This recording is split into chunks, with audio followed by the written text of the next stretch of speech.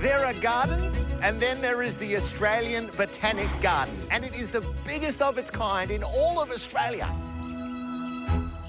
So, Jordan, you're one of the senior gardeners here? Yes, I am. Incredible. There's a lot of garden to take care of. It's absolutely... How big are the Botanic Gardens? The Botanic Gardens are 416 hectares. Wow. And we're within the 30 hectares of display horticulture, where there's 2,000 native species that we've planted and look after. Incredible. I mean, apart from the actual enormity of the gardens, what are some of the other amazing features here?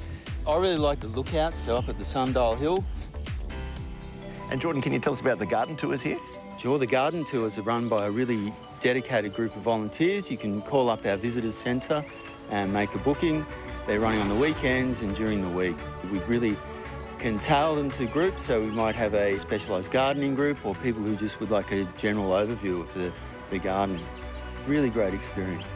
If you love taking photos, there's photography classes too, with no shortage of beautiful subjects and creative inspiration. There's even the Melaleuca Cafe, set amongst bush gardens to enjoy a brekkie, lunch or brunch.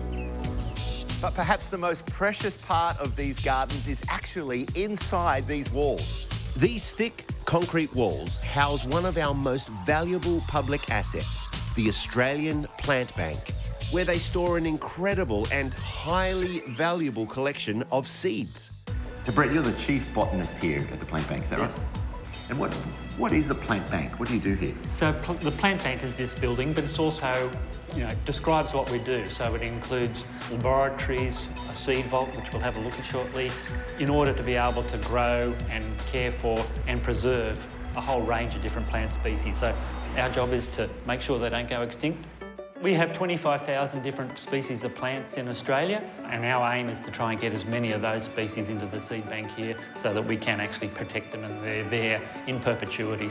So, Brett, in a worst-case scenario, how important is a facility like this to the continuation of our survival? Humanity is completely dependent on plants. No plants, no life. Plants produce our oxygen, they filter our water, they're critical for our survival. So, Brett, this is the first stage of the process? Yeah, absolutely. So what's happened is that our guys have been out there collecting material all over the country, all over the state. So they'll go out in the wild and collect this material and come back pretty grotty. So the first step is to clean up the material, get rid of all the trash. How many different varieties of plants do you have in the plant bank? Thousands. We're up to around about 6,500 different species of plants in the seed bank. And 60% of the threatened species that occur in New South Wales we've got now in the collections. The work at the plant bank isn't all done by hand, but once the seeds are cleaned and prepared, they're ready for storage.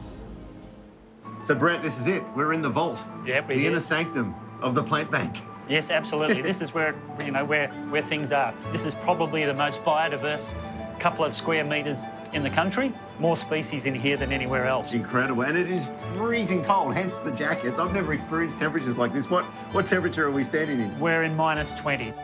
The Australian Plant Bank is an incredible facility and a fascinating place to visit.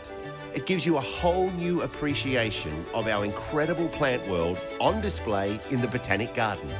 And best of all, when you leave, you can buy a couple of plants to take home with you, and who knows, you might start your own botanic garden.